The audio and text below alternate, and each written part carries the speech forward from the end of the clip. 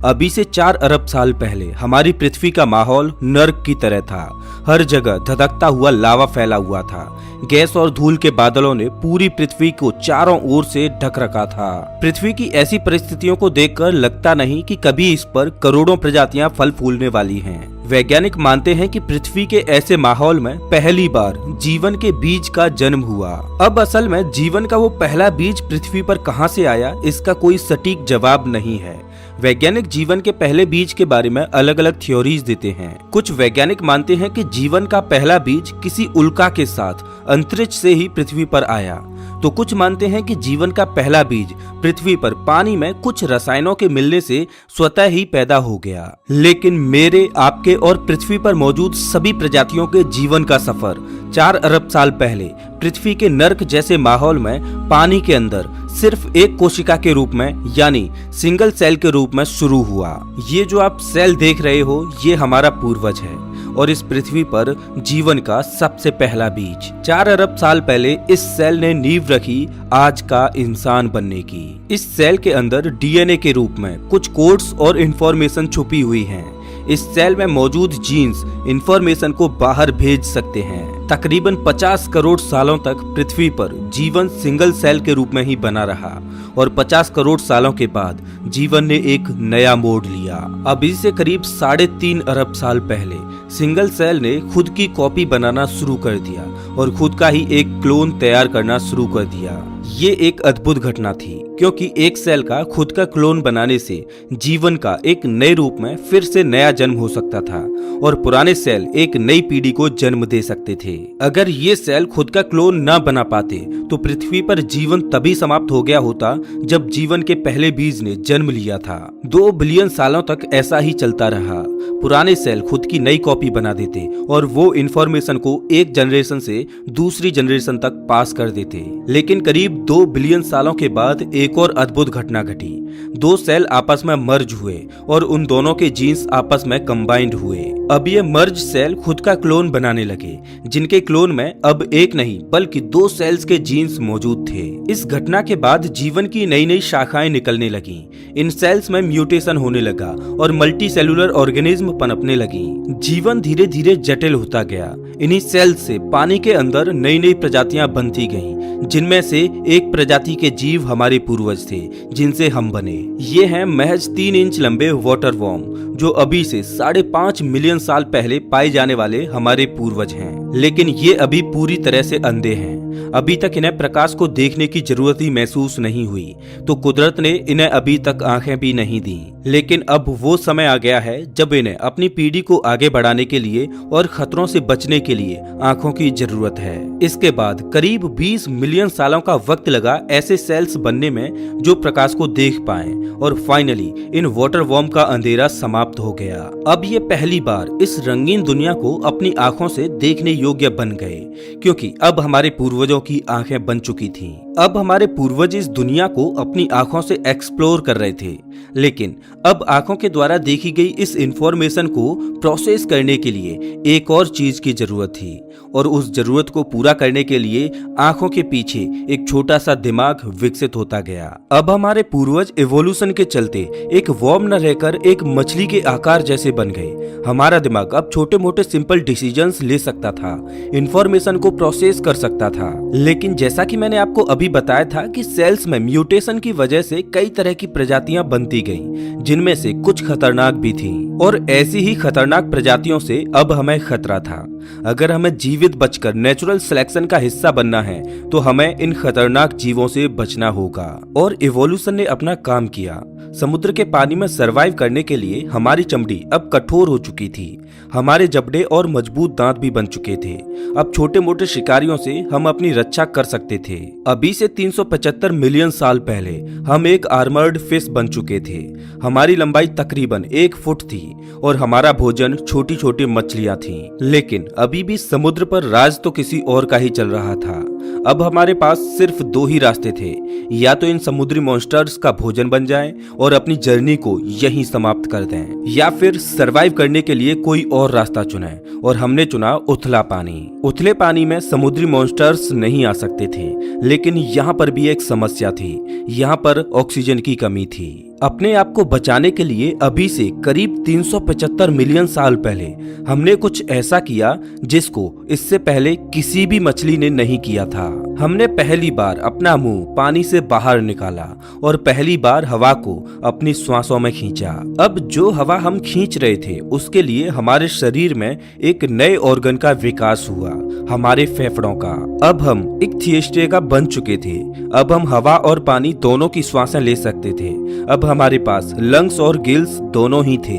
आज के समय में हमारे गिल्स पूरी तरह से खत्म हो चुके हैं, क्योंकि अब हमें गिल्स की कोई जरूरत नहीं पड़ती और हम केवल लंग्स के सहारे ही जिंदा रह सकते हैं। लेकिन अभी भी गिल्स की मैकेनिज्म हमारी बॉडी में बनी हुई है, जिससे कभी कभी हमें हिचकियां आती हैं। अभी से 365 मिलियन साल पहले हमने अपने सिर को पानी से बाहर निकाला और एक नई दुनिया को एक्सप्लोर करने चले। हमारे सामने पानी से बाहर जमीन पर एक खूबसूरत दुनिया नजर आ रही थी और पहली बार हम पानी से निकलकर जमीन पर आए, जहां एक नई दुनिया हमारा इंतजार कर रही थी। ये वो अद्भुत पल था जब हमने नए जीवन की खोज में पानी को छोड़ जमीन को चुना था।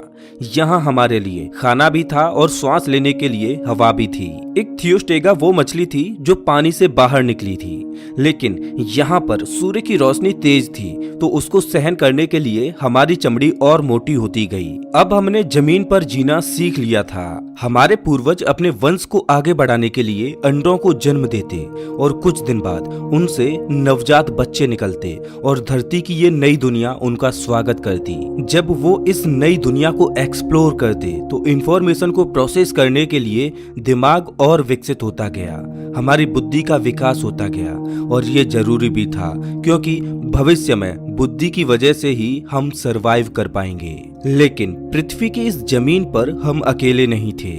यहाँ भी हमारे कॉम्पिटिटर मौजूद थे, जिनसे हमें अपने भोजन के लिए लड़ाइयाँ लड़नी पड़ती। इस कंपटीशन को बीट करने के लिए हमारी बॉडी में फिर से म्यूटेशन के चलते बदलाव हुए और हमारे जबड़े की मसल्स मजबूत होती गईं, जिससे हम बहुत ही तेजी से ज्यादा खाना खा सकते थे। अब हम अपने कॉम्पिटिटर्स के मुकाबले काफी मजबूत बन चुके थे और अपने कॉम्पिटिटर्स का शिकार करने में भी सक्षम हो चुके थे। लेकिन सब कुछ हमेशा एक जैसा नहीं चलता। परिस्थितियां हमेशा बदलती रहती हैं और ऐसा ही अभी से 250 मिलियन साल पहले हुआ। साइबेरिया में पिघले हुए रॉक्स पृथ्वी की क्रस्ट से बाहर निकलने लगे। इस मैग्मा की वजह से हानिकारक कार्बन डाइऑक्साइड गैस ने सूरज की हीट को पृथ्वी के एटमॉस्फेयर में ट्रैप करना शुरू कर दिया, जिससे पृथ्वी का तापमान बहुत ज्यादा बढ़ गया। पृथ्वी के ऐसे माहौल में वेजिटेशन खत्म होने लगा, प्लांट्स को खाने वाली प्रजातियां खत्म होने लगीं, जिससे मीट को खाने वाली प्रजातियां भी खत्म होने लगीं और देखते ही देखते पृथ्वी की 95% प्रजातियां खत्म हो गईं। बची हुई 5% प्रजातियों में हम थे और अन्य प्रजातियों के जीव जो एक दिन डायनासोर बनने वाले थे। धीरे धीरे प्रकृति की मार खत्म हुई और पृथ्वी का माहौल फिर से खुशहाल होता गया। जब वोल्केनिक इरप्शन की वजह से पृथ्वी पर मास एक्सटिंक्शन हुआ, तब हम एक बड़ी छिपकली की तरह दिखते थे।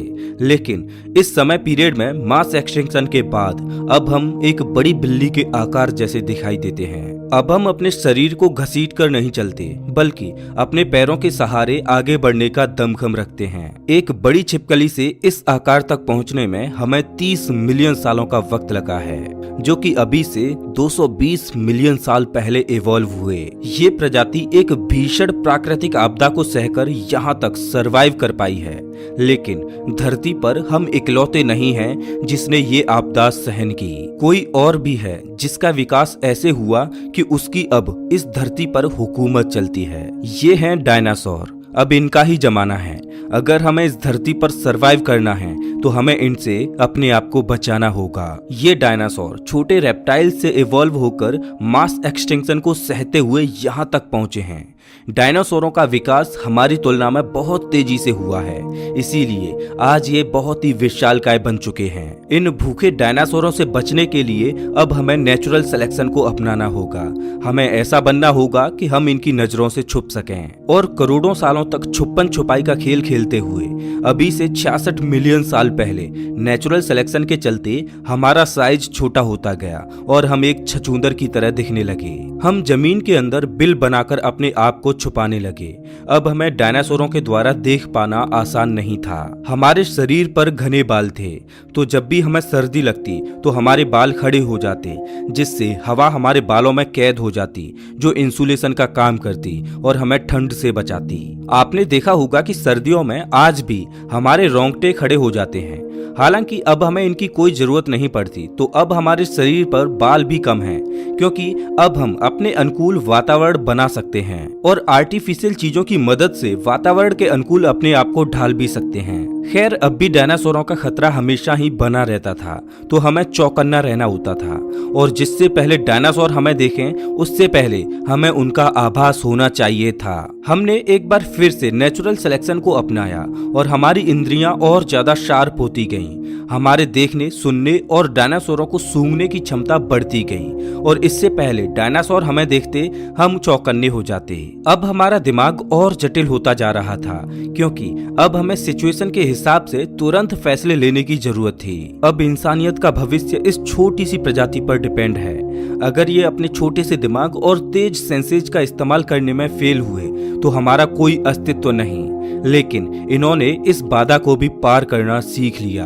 हम इंसानों के लिए अगर कोई अच्छी चीज हुई है तो वो थे डायनासोर। उन्हीं की वजह से आज हमारे पास एक तेज दिमाग और पावरफुल सेंसेज हैं। इससे पहले हमारे पूर्वज अंडे दिया करते थे, लेकिन सिचुएशन कुछ ऐसी थी कि जहां खुद अपनी जान बचाने के लिए लेने के देने पड़ रहे थे, तो ऐसे माहौल में भला ये अपने अंडों की देखभाल कैसे करते। तो इन्होंने एक बार फिर से नेचुरल सिलेक्शन को अपनाया और कुदरत ने इन्हें एक और शक्ति दी। वो शक्ति थी एक जिंदा बच्चे को जन्म देने की। अब बच्चों का विकास शरीर के बाहर नहीं बल्कि शरीर के अंदर कोख में होने लगा और उन नन्हे बच्चों को भोजन देने के लिए हमारी स्वीट ग्लैंड्स विकसित होकर मेमोरी ग्लैंड में बदल गईं, जिससे अब हम इस काबिल हो गए कि अपने नन्हे बच्चों को दूध पिलाकर उनकी भूख शांत कर सकते थे। इस नेचुरल सिलेक्शन की वजह से अब हमारी प्रजाति का इस दुनिया में सरवाइव करना आसान हो गया। ये सिंगल सेल से इंसान बनने के सफर में हमारे लिए बहुत बड़ी उपलब्धि थी। इस छोटे से जीव से लगभग 4000 प्रजातियां विकसित हुईं, एक छोटे से चूहे से लेकर बड़ी व्हेल तक और हम इंसानों तक। यहाँ से मैमल्स का जमाना शुरू हो गया। लेकिन अभी भी पृथ्वी पर हुकूमत चल रही थी डायनासोरों की, लेकिन कुदरत के सामने किसी की भी नहीं चलती। अभी से 65 मिलियन साल पहले एक बार फिर से पृथ्वी पर महाविनाश की घटना घटी। एक माउंट एवरेस्ट के साइज की चट्टान अंतरिक्ष से तेज रफ्तार से आई और मेक्सिको के पास खाड़ी में जा टकराई। उस एस्ट्रॉयड के टकराने से पृथ्वी पर एक महाप्रलय आई।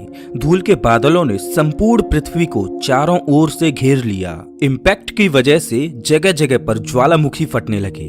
पृथ्वी पर तीव्र भूकंप आने लगे।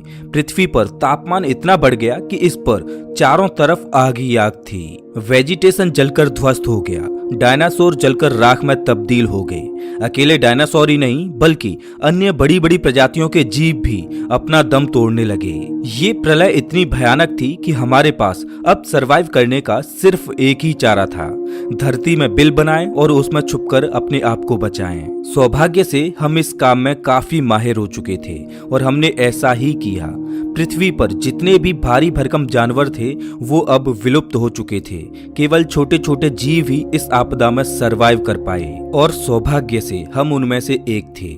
इस महाप्रलय ने फिर से पृथ्वी की 95% से ज्यादा प्रजातियों को विलुप्त कर दिया। धूल, राख और धुएं के बादलों ने सूर्य की लाइट को ब्लॉक कर दिया।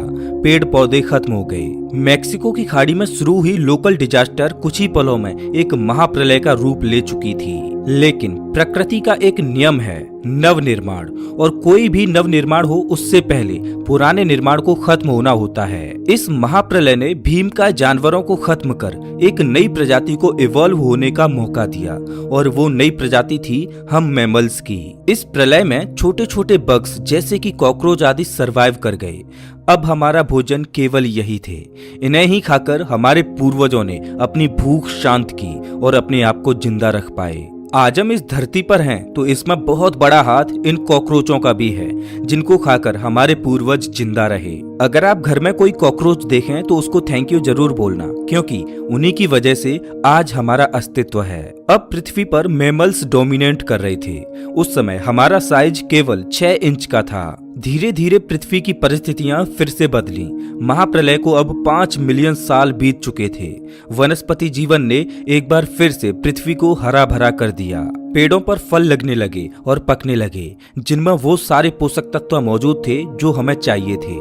सीधी सी बात है, हम जितना खाना खाएंगे उतना ही लंबा जीवन जिएंगे। लेकिन परेशानी ये थी कि फल पेड़ों पर उगते थे और हम जमीन पर रहते थे। तो मदर नेचर ने एक बार फिर से हमें सेलेक्ट किया, और नेचुरल सिलेक्शन की वजह से हमारा एवोल्यूशन कुछ ऐसे हुआ कि अब हम बंदरों की तरह पेड़ों पर चढ़कर उछल कूद कर सकते थे और पेड़ों पर लगे फलों को खा सकते थे। अभी से 56 मिलियन साल पहले हम पेड़ों की इस नई दुनिया के पूरी तरह वासिंदे हो चुके थे।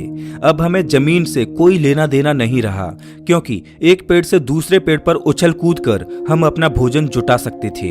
लेकिन हमारी दुनिया हमेशा ऐसी नहीं रहने वाली थी। आने वाले 10 मिलियन सालों तक पृथ्वी का टेम्परेचर शिफ्ट होने लगा। जंगल सूखते गए और छोटे होते गए, जिस वजह से खाने की किल्लत बढ़ने लगी। ऐसे में नेचुरल सिलेक्शन ने फिर से अपना काम किया। हमारी पूंछ गायब होती गई, हमारे हाथ लंबे होते गए, जिससे हम अपनी बाहों को स्ट्रेच करके फलों को आसानी से तोड़ सकते थे। हम हमेशा पेड़ों की डालियों से चिपके रहते थे। पृथ्वी के तापमान में आए बदलावों ने हमारे पूर्वजों को भी हमेशा के लिए बदल दिया। हम पृथ्वी के माहौल के हिसाब से ढलते गए और मदर नेचर हमें बदलती गई। लेकिन पृथ्वी का ये बदलाव यहीं नहीं रुका। अफ्रीकन और अरेबियन प्लेट्स खिंचने लगीं, जिससे ईस्ट अफ्रीकन रिफ्ट वैली का निर्माण हुआ, और इसके किनारों पर 3,500 मील लंबी पर्वतमालाएं बनी। कभी इंडियन ओशियन से पैदा हुए बादल पूरे अफ्रीका में पानी बरसाते थे, लेकिन अब उन बादलों को ये पर्वतमालाएं रोक रही थीं, जिस वजह से अफ्रीका के उस क्षेत्र में सूखा पड़ने लगा, पेड़ खत्म होने लगे, जंगल खत्म होने लगे। लेकिन सबसे बड़ी परेशानी ये थी कि हमारे पूर्वज अफ्रीका के उसी भाग में फंसे हुए थे जहाँ सूखा थी। प्रकृति का ये बदलाव बहुत बड़ा था, क्योंकि अब हमें भोजन नहीं मिला तो हमारा सिंगल सेल से इतने कॉम्प्लेक्स जीव बनने तक का सफर यहीं खत्म हो जाएगा। अब हमें अपने आप को बचाने के लिए कुछ ऐसा करना होगा जैसा आज से पहले हमारे किसी भी पूर्वज ने नहीं किया था। अभी से 4.4 मिलियन साल पहले हम आर्टिपिथिकस रेमिडस थे। हम 4 फीट लंबे थे और हमारा दिमाग एक संतरे जितना बड़ा था। कभी यहाँ पर घना जंगल था, लेकिन अब एक आधी पेड़ नजर आते हैं। हम इन पेड़ों की टहनियों पर खड़े हो सकते हैं, इन पर चल सकते हैं और छोटी छोटी शाखाओं पर लगे फलों को खाने की कोशिश करते हैं। लेकिन हमारी भूख शांत करने के लिए अब यहाँ पर पर्याप्त भोजन नहीं है। जो भी पेड़ मौजूद हैं वो दूर दूर हैं, तो अब हम एक पेड़ से दूसरे पेड़ पर उछल कूद करते हुए नहीं जा सकते। अब हमें उन दूसरे पेड़ों तक जमीन पर उतरकर चलकर ही जाना पड़ेगा। अभी से 4.4 मिलियन साल पहले हमने पहली बार जमीन पर चलना सीखा। अब हम केवल 2 पैरों पर चल सकते थे, जिससे अब हमारे हाथ आजाद हो गए थे, जिससे हम जमीन पर खड़े होकर पेड़ों से फलों को तोड़ सकते थे। अब हमारा काम आसान हो गया था और तेज हो गया था। हम हाथों की मदद से बहुत सारे खाने को जुटा सकते थे। आने वाले 1.2 मिलियन सालों तक हमारा क्रमिक विकास होता रहा और हमारा शरीर इस तरह से विकसित हुआ कि हम 2 पैरों पर और तेज चलने लगे। हम पेड़ों को छोड़ खुले मैदानों की ओर रुख कर चुके थे।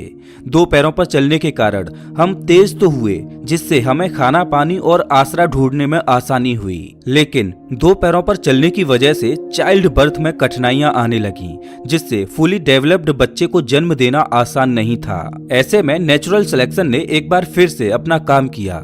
हम ऐसे बच्चों को जन्म देने लगे जो समय से पहले ही पैदा हो जाते। माँ की कोख में बच्चे का जो जरूरी विकास होना होता वो हो जाता और बचा हुआ डेवलपमेंट जन्म के बाद होता। आपने देखा होगा कि हम इंसान एक ऐसी प्रजाति हैं जिनके बच्चे जन्म लेने के बाद भी कमजोर होते हैं, जिनको अपने पैरों पर चलने में महीनों लग जाते हैं और माँ को अपने शिशु को सालों तक दूध पिलाना होता है, उसकी केयर करनी होती है, तब जाके उसका शरीर फुली डेवलप्ड होता है। लेकिन आपने ये भी देखा होगा कि जानवरों के बच्चों के साथ ऐसा नहीं होता। कोई जानवर जब अपने बच्चे को जन्म देता है तो उसका बच्चा जन्म लेने के कुछ ही मिनटों के बाद उछल कूद करने लगता है, दौड़ने लगता है, लेकिन ऐसा इंसानों के बच्चों में नहीं होता। अभी से 3.2 मिलियन साल पहले हम ऑस्ट्रेलोपिथिकन थे। हम हमेशा अपने दो पैरों पर ही चलते रहते, लेकिन हमें जंगली जानवरों से बहुत खतरा था और हम जंगली जानवरों से तेज भी नहीं दौड़ सकते थे, लेकिन हम अपनी बुद्धि के दम पर उनसे बच तो सकते ही थे। हम अपनी बुद्धि का इस्तेमाल करते रहे, जंगली जानवरों से अपना बचाव करते रहे और समय के साथ हमारा दिमाग बड़ा होता गया। और अभी से 2.3 मिलियन साल पहले हमारा दिमाग पहले की तुलना में 2 गुना हो चुका था। 2.3 मिलियन साल पहले हम होमो हैबिलिस थे, जिन्हें हैंडीमैन भी कहा जाता है, क्योंकि इन्होंने ही सबसे पहले टूल यानी पत्थर के औजार की खोज की, जो इनके पूरे भविष्य को बदलने वाला था। ईस्ट अफ्रीका में अब हम इकलौते ऐसे प्राणी थे जो अपनी किस्मत का निर्धारण कर सकते थे, क्योंकि अब हमारे हाथों में पत्थर के हथियार थे, जिनका उपयोग हम शिकार करने के लिए कर सकते थे। हमसे पहले आज तक किसी ने भी ऐसी आर्टिफिशियल चीज नहीं बनाई थी। हम सबसे अलग थे। ऐसा हमने अपनी बुद्धि के दम पर किया। ये तो सिर्फ एक शुरुआत थी, अभी तो हमारे द्वारा बहुत कुछ बनाया जाना बाकी था। अपनी भूख शांत करने के लिए हमें दूसरे जानवरों द्वारा किए गए शिकार को उनसे छीनना पड़ता। कभी कभी तो हमें अपने भाई बंधुओं से ही लड़ाई करके खाना छीनना पड़ता, और ऐसा करने में हम सफल भी हो जाते, क्योंकि अब हमारे पास पत्थर का हथियार था, जो कि हमारी बहुत बड़ी ताकत बन चुका था। कई बार तो ऐसा होता कि जिस खाने को हथियाने के लिए हम लड़ाइयां लड़ते, उसमें मीट खत्म हो जाती, सिर्फ हड्डियों का ढांचा बचा रह जाता। अफ्रीका के उस हिस्से में पेड़ खत्म हो चुके थे, तो अब हमारे पास खाना जुटाने का कोई दूसरा विकल्प भी नहीं था। तो हमने अपने द्वारा हथियाई गई हड्डियों को तोड़ना शुरू कर दिया, जिनके अंदर बोन मैरो मौजूद थी, जिसमें वो सारे न्यूट्रिशन थे जो हमारी बॉडी को सरवाइव करने के लिए चाहिए थे। हमारा लक अच्छा होता तो हमें ताजा मीट भी मिल जाती, नहीं तो सिर्फ बोन मैरो खाकर ही काम चलाना पड़ता। मजबूत हड्डियों के अंदर लॉक बोन मैरो को बाहर निकालने के लिए अब हमारे हाथों में एक शानदार टूल था। समय के साथ हम पत्थर के औजारों को जितना इस्तेमाल करते गए, उतना ही हम उनको अच्छी तरह से पकड़ने में सक्षम होते गए। समय के साथ हमारे हाथों के अंगूठे बड़े होते गए, जिस वजह से टूल्स को होल्ड करना आसान हो गया। आज भी हमारे दैनिक जीवन में अंगूठे का बहुत उपयोग है। बिना अंगूठे के तो मानो हम अधूरे ही हैं। आज आप जिस पेन को पकड़कर लिख पाते हो, ये संभव हो पाता है सिर्फ अंगूठे की वजह से। इसके अलावा हम अन्य चीजों को अपने हाथों में बड़ी ही आसानी से होल्ड कर सकते हैं। ऐसा हो पाता है सिर्फ एक ही वजह से, क्योंकि अभी से 2 मिलियन साल पहले हमारे पूर्वजों ने पत्थरों के जो टूल्स यूज किए थे, उन्होंने हमारी बॉडी के स्ट्रक्चर को ही बदल दिया। क्रमिक विकास चलता रहा और आज से 1.8 मिलियन साल पहले हम होमो इरेक्टस बने। यहाँ से पहले तक हम स्कैवेंजर्स थे, जो किसी और के द्वारा किए गए शिकार को चुरा लेते, लेकिन अब हम हंटर बन चुके हैं। अब हम खुद से शिकार करते हैं और भोजन की किल्लतों को दूर करते हैं। अब हमने अपनी प्रजाति के लोगों के साथ मिलकर काम करना शुरू कर दिया है। हम साथ मिलकर शिकार करते हैं और साथ में खाते हैं। अब हम बहुत तेज दौड़ सकते हैं, इतना तेज कि अपने शिकार को ही धराशायी कर सकें। एक दिन एक चमत्कार हुआ। आसमान से बिजली गिरी और आग लगी, जो हमें गर्माहट दे रही थी और हमें ठंड से बचा रही थी। उस आग में कुछ जंगली जानवर भी जलकर मारे गए। मीट हमारे लिए बहुत कीमती थी, तो हमने मीट को वेस्ट करना सही नहीं समझा। हमने पहली बार आग में भुने हुए मांस को खाया, जो बड़ा ही स्वादिष्ट था और चबाने में भी आसान। भुना हुआ मांस कच्चे मीट के मुकाबले बड़ा ही स्वादिष्ट और लजीज लग रहा था। हमने आग को जलाना सीखा। ये खोज हमारी दुनिया को बदलने वाली थी, क्योंकि नेचर की शक्ति अब हमारे हाथों में थी। आग हमें दूसरे जानवरों से सुरक्षित रखती, हमें ठंड से बचाती, और सबसे अहम बात, अब तक हम मीट को कच्चा ही खाते आ रहे थे, जिससे उसे चबाने और पचाने में हमारी बॉडी को बहुत मेहनत करनी पड़ती। लेकिन आग की खोज ने हमारा काम आसान कर दिया। अब हम मीट को आग पर भूनकर ही खाते। भुनी हुई मीट को चबाने में हमारे जबड़ों की मसल्स को कम जोर लगाना पड़ता और उसे पचाने में भी बॉडी को कम ऊर्जा खर्च करनी पड़ती। अब वो बची हुई ऊर्जा हमारे दिमाग में खर्च होने लगी, जिससे हमारा दिमाग बड़ा होने लगा और हम स्मार्ट होते गए। लेकिन अभी भी हम एक दूसरे से ठीक से कम्युनिकेट नहीं कर पा रहे थे, जिस वजह से एक दूसरे को समझ पाना हमारे लिए मुश्किल था। लेकिन नेचुरल सिलेक्शन ने अपना काम किया, हमारे गले की मसल्स में बदलाव हुए, जिससे अब हम तरह तरह की आवाजें निकाल सकते थे। हम एक दूसरे से बोलकर कम्युनिकेट करने लगे। भाषा हमारे लिए बहुत बड़ा टूल साबित हुई। हमारे शरीर में यही एक पहेली बची हुई थी जिसको प्रकृति ने सुलझा दिया। अभी से 2 लाख साल पहले सिंगल सेल से जटिल लाइफ बनकर अरबों सालों तक सर्वाइवल की जंग लड़ते हुए हम आए। हम होमो सेपियंस, इस धरती के बुद्धिमान जीव, जिनका दिमाग धीरे धीरे करके बहुत बड़ा हो चुका है। हम टूल्स का इस्तेमाल करते, भाषा का इस्तेमाल करते, हमने खेती करना सीखा, हमने पशुओं को पालना सीखा, हमने ग्रुप्स में रहकर गांवों और शहरों का निर्माण किया, हमने पहिए की खोज की, हमने रेल बनाई, हवाई जहाज बनाए, रॉकेट्स बनाए। कभी भोजन की तलाश में हमने पेड़ों को छोड़ जमीन पर अपना पहला कदम रखा था, लेकिन आज हम ज्ञान की भूख में चंद्रमा पर अपना पहला कदम रख चुके हैं। हमने संस्कृतियां बनाई, हम पृथ्वी के कोने कोने में फैल गए, हमने ज्ञान और विज्ञान को समझा। कभी हमें भोजन की भूख हुआ करती थी, लेकिन आज हमें ज्ञान और कुछ नया सीखने की भूख है। हमारी जर्नी शुरू हुई थी एक सिंगल सेल से, लेकिन आज हम बेहद जटिल और बुद्धिमान इंसान बन चुके हैं। सिंगल सेल से इवॉल्व होते हुए आज का बुद्धिमान इंसान बनने तक के सफर में हमने ना जाने कितनी ही बार प्रकृति की मार को झेला, भीषण आपदाओं को झेला, लेकिन हमने जीने के लिए लड़ना कभी नहीं छोड़ा। हम सीखते गए और प्रकृति के बदलते हुए माहौल में ढलते गए। आज जीवन के इस सफर में हम बहुत आगे निकल आए हैं, लेकिन आज भी हम सीखते ही जा रहे हैं और अपनी आने वाली पीढ़ियों के साथ अपना अनुभव और ज्ञान शेयर करते जा रहे हैं। हमारे क्रमिक विकास का सफर यही खत्म नहीं होता।